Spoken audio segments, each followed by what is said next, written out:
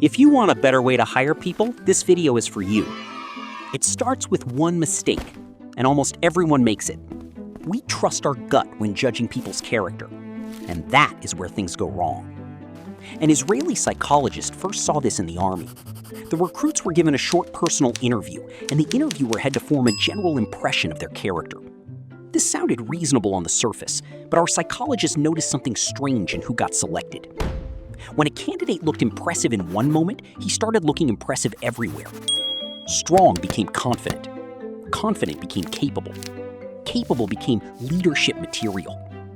He noticed that one good impression spilled into everything else. There is a name for this in psychology, the halo effect. The halo effect is when one good impression makes everything else about that person look better.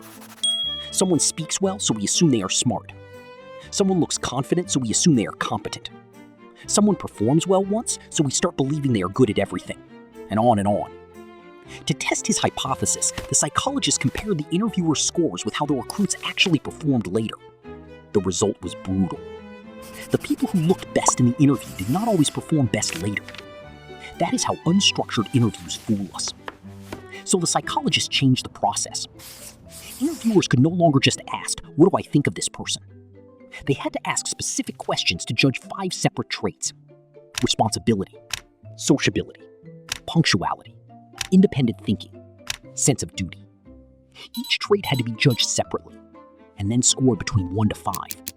It worked. The new scores predicted future performance better than the old interview. In fact, the same principle works in regular job interviews. The lesson is simple. Structure beats instinct. A good interview does not depend on having a sixth sense for people.